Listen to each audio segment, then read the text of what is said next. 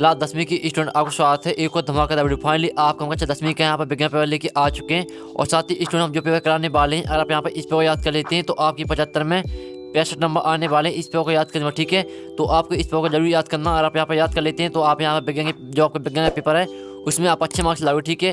तो इस वीडियो को आपको एंड तक देखना है। आप यहाँ पर देखते हैं अर्धवार्षिक परीक्षा 2 22 23 कक्षा 10वीं विषय विज्ञान पूर्णांक आपका 75 मार्क्स 75 करने वाला समय 3 घंटे, ठीक है। और हमने आपको पहले भी बता दिया, अगर आप यहाँ पर इस पेपर को याद कर लेते हैं तो आप अच्छे मार्क्स लाओगे विज्ञान पेपर। साथ ही हम जो पेपर कराने वाले हैं आपको संपूर्ण हल सहित पेपर कराने वाले, तो वीडियो को एंड तक देखिए, ठीक है स्टूडेंट। तो जहाँ टाइम वेस्ट नहीं करते हैं, जो आपका पेपर वो हम यहाँ पर देख लेते हैं। तो पहले आपके यहाँ पर निर्देश आते सही प्रश्न अनिवार्य, ठीक है। तो यहाँ पर देख लीजिए आपके यहाँ पर निर्देश आते हैं और चौथा आता औसत अनुसार स्वच्छ एवं नामांकित चित्र है, ठीक है।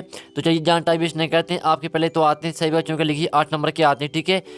तो अगर आप यहाँ पर हमने पहले बता दिया, आप यहाँ पर याद कर लेते हैं इस पेपर को, तो फाइनली आप यहाँ पर अच्छे मार्क्स लाओगे विज्ञान के पेपर में। तो जहाँ टाइम वेस्ट नहीं करते, जब पेपर वो देख लेते हैं। तो पहला आता है जिन अभिक्रिया में ऊष्मा का अवशोषण होता उन्हें कहते हैं ऊष्माक्षेपी अभिक्रिया, संयोजन अभिक्रिया, ऊष्माशोषी अभिक्रिया और वाष्पीकरण अभिक्रिया। तो जो आपका पहला आता है जिन अभिक्रिया में ऊष्मा का अवशोषण होता है उन्हें कहते हैं। तो जो इसका आंसर हो जाएगा वो आपका यहाँ पर हो जाएगा ऊष्माशोषी अभिक्रिया, ठीक है। तो आपको यहाँ पर अच्छे देखना सुनना, जिससे पूरे ऑब्जेक्ट है वो आपको यहीं पे याद होने चाहिए, ठीक है। तो आप यहीं पे याद कर लीजिए, आप वीडियो को आराम से देखिए, जिससे ऑब्जेक्ट है वो तो आप यहाँ पर जो ऑब्जेक्ट है वो आप यहीं पर याद कर लीजिए, ठीक है। अब दूसरा देख लेते हैं। तो दूसरा आता है किसी रासायनिक अभिक्रिया में भाग लेने वाले पदार्थ कहलाते हैं।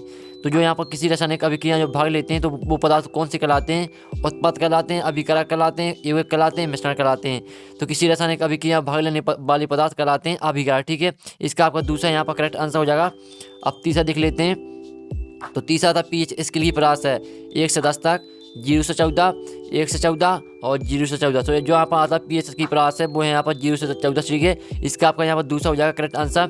अब चौथा देख लेते हैं। निम्नलिखित में से कौन सा गुण परास धातुओं द्वारा प्रदर्शित नहीं किया जाता है? तो यहाँ पर धातुओं द्वारा जो गुण है वो कौन सा नहीं यहाँ पर प्रदर्शित नहीं किया जाता है? तो इसके ऑप्शन आते हैं विद्युत चलन, यहाँ पर विद्युत संचालन और ध्वनिक प्रकृति, चमकहीनता, तन्यता, ठीक है। तो जो इसका आपका यहाँ पर आंसर होने वाला वो आपके यहाँ पर हो जाएगा। यहाँ पर देखते हैं आप यहाँ पर देखते हैं निम्नलिखित में से कौन सा गुण धातुओं द्वारा प्रदर्शित नहीं किया। तो इसका आंसर आपका यहाँ पर हो जाएगा चमकहीनता, ठीक है। चमकहीनता इसका आपका यहाँ पर तीसरा करेक्ट आंसर हो जाएगा। अब चलिए आपके यहाँ पर देखिए 5वां आहार नली के किस भाग में भोजन का पूर्ण पचन होता है? छोटी आंत में होता है, बड़ी आंत में होता है, अमाशय में होता है, मलाशय में होता है। तो जो आपका 5वें का आंसर है वो आपके यहाँ पर हो जाएगा, ठीक है, बड़ी आंत में। जो यहाँ पर आहार नली के किस भाग में यहाँ पर, तो इसका आपका यहाँ पर होने वाला बड़ी आंत में, ठीक है। आप 6वां देख लेते हैं। निम्न में से कौन सा पादप हार्मोन है? इंसुलिन, एस्ट्रोजन और यहाँ पर थायरोक्सिन और साइटोकाइनिन। तो निम्न में से कौन सा पादप हार्मोन है? जो इसका आंसर आएगा वो आपके यहाँ पर चौथा हो जाएगा साइटोकाइनिन। तो रट लीजिए, ठीक है। और अगर आप इस पेपर याद कर लेते हैं तो अच्छे मार्क्स लाने वाले हैं आप विज्ञान के पेपर में। और फिर 7वां देख लेते हैं। तो आपका 7वां आता है निम्न में से कौन सा पदार्थ लेंस बनाने के लिए प्रयुक्त नहीं किया जाता है? तो इसका जो आपका आंसर आने वाला वो आपके यहाँ पर देखते हैं जल आता है, कांच आता है, प्लास्टिक आता है, मिट्टी। तो यहाँ पर आपको पता ही होगा निम्न में से कौन सा पदार्थ लेंस बनाने के लिए प्रयुक्त नहीं किया जा सकता है। तो इसका आंसर आपको यहाँ पर बहुत आसान ही है, मिट्टी है, ठीक है। इसका मिट्टी आपका करेक्ट आंसर हो जाएगा, मिट्टी, ठीक है। मिट्टी इसका आपका आंसर होने वाला।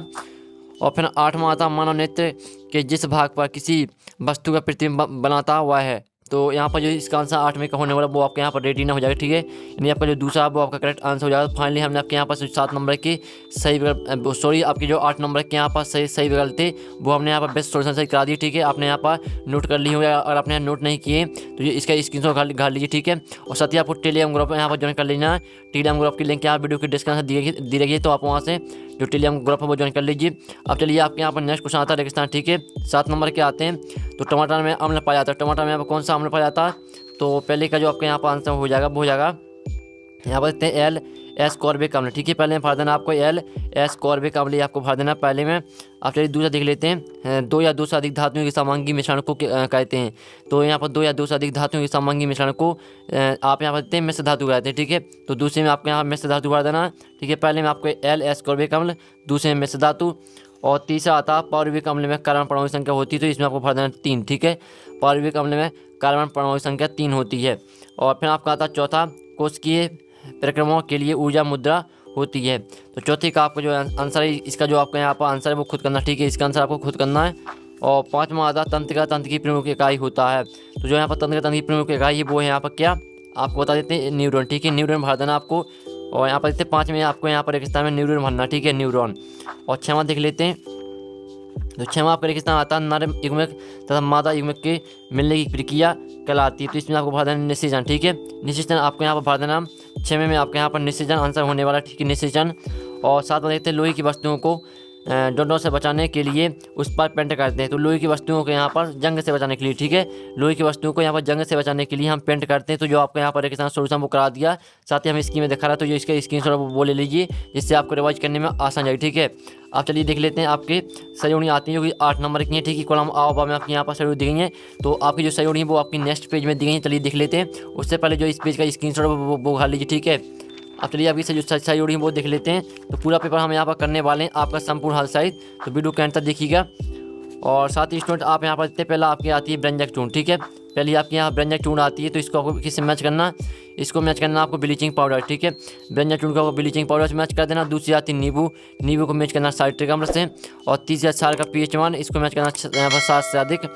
और ऊष्मा शोषी अभिक्रिया, जो चौथी आती है ऊष्मा शोषी अभिक्रिया, इसको मैच कर देना ऊष्मा का अवशोषण, ठीक है। और फिर आपकी आती है 5वीं स्वपरागण, इसको मैच कर दीजिए आप द्विलिंगी पुष्प। और 6वीं आती है चींटी के डंक, इसको मैच कर देना आपको किससे, फॉर्मिक अम्ल से।